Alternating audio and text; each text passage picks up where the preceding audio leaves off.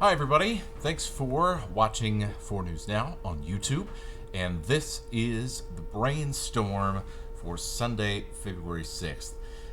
With our return in the inland northwest to some pretty calm weather, I wanted to take a long look ahead and see when we might get what could end up being our last round of wintry weather for the season, or at least get back to something that feels a little more winter-like, because it's not going to for at least the next week and perhaps the next couple of weeks around the inland northwest. So let's talk about it. We're waiting for snow once again.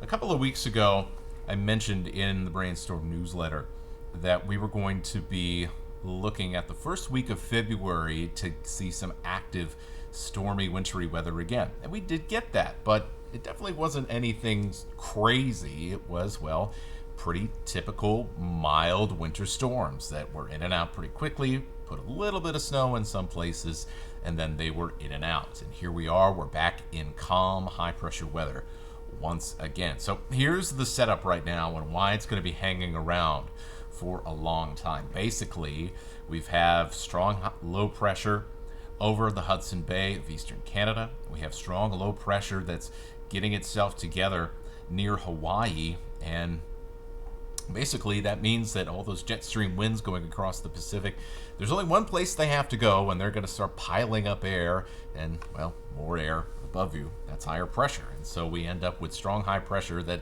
doesn't really have anywhere else to go right off the coastline of the Pacific Northwest. And that is the pattern that we are, with some exceptions. For example, Monday we're going to get out of it for about 20 hours, and then we're right back in. At varying degrees of severity, but basically we're back in a strong ridge pattern, as we call it, and we're going to be there for the foreseeable future. Now, obviously, how strong it is, how close this high pressure gets to us here in the Northwest, that is going to also determine our day-to-day weather, where we can have some storms come around over the top of this and come down into our area, but we're just going to have to see how things develop day to day. The important thing is that we've got probably a good solid anywhere between 10 to 14 days where we're not going to see a whole lot going on. And that has implications, of course, in the long term for our snowpack. We've done really, really well over the last couple of months in the Spokane River watershed that feeds a lot of the inland Northwest. The people that live in the inland Northwest depend on the watershed that flows into the Spokane River. So we've actually been doing pretty well for snowpack since a horrendous start in November and early December. And you can see pretty clearly where that line chops up with that really big storm that we had in the first week of January. And then things leveled off a little bit, where we had very quiet weather for the better part of the rest of the month, with very small increases as the much smaller storms have come along.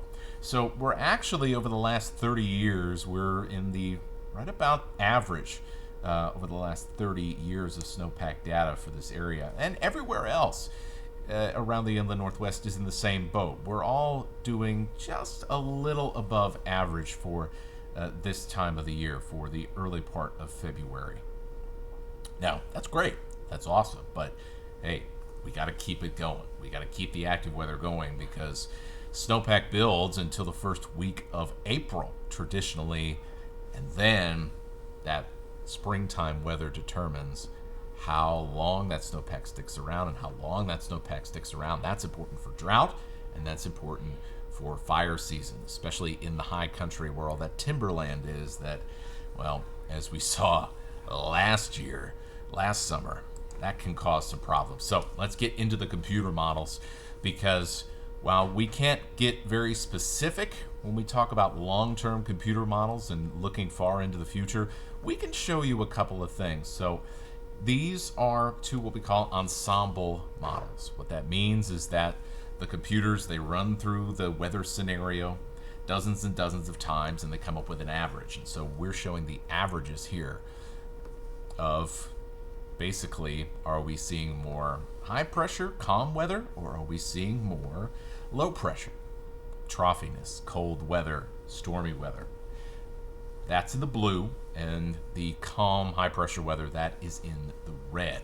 And so you notice here that high pressure that's been sitting off of our coast basically sticks around for the better part of the week. When we look at the EPS model, which is the shortest time frame, it goes out about 10 days. So you see there's not going to be a lot of movement over the next 10 days. It really only takes until about 2 weeks from now, where if we see a model that goes a little bit farther out, this GEFS model, Global Ensemble Forecast System, where you kind of see that that ridge starts to back off. It moves off towards Alaska, and that could open the door for some more active weather to work its way into our part of the world. But the pattern overall, even as we get to 14 days from now, is still generally the same. And this is showing up no matter where you look with forecast computers. So we're pretty confident that not a whole heck of a lot is going to be going on around the western United States. We may get some minor little snowstorms, minor little snow events, but nothing major is going to break through that strong ridge of high pressure as long as it continues to sit in that spot. Now, we can look a little bit further. Of course, you have to take it with a much bigger grain of salt when you look at this. This is called the climate forecast system, and it goes week by week. So take a look here. Obviously, we have that big ridge there in the red and the purple, but notice what happens here as we go into the last week of February and the first week of March. You notice that blue starts to work its way, that troughiness, the lower pressures, the cloudier weather, the cooler weather, the potentially stormier weather starts to shift towards the Pacific Northwest and the western United States. So at earliest, we're talking, and let me pull up the calendar here so I can reference again. I know, I can't believe we have to talk this far out, but that just shows you how enlighteningly dull our weather pattern is. So we're probably talking about somewhere around the last weekend of February. So that would be the 26th and the 27th. So I would say we're talking about 1 week to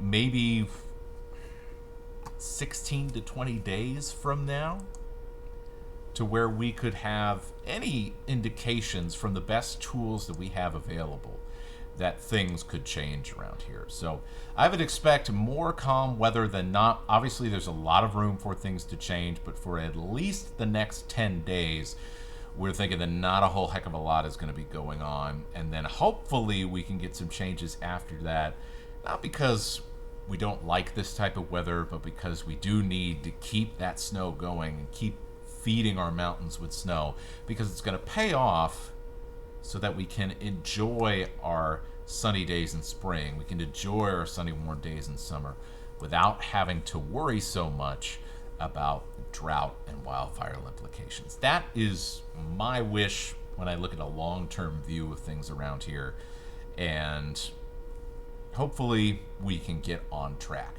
again with our snowpack and not have to deal, hopefully, with too many big storms that cause so many problems and driving issues and all that. Hopefully we can leave that behind us for the rest of the winter. So that is this edition of The Brainstorm. Expecting a lot of quiet weather for a while, and we'll be looking for some changes in about 10 to 14 days from now around the region. So if you liked this video, go ahead, give us a like here on 4 News Now. We update this with not only cool weather videos like this, but also your forecasts and the latest news around the inland Northwest, eastern Washington, and northern Idaho. So have a great rest of your day, rest of your night.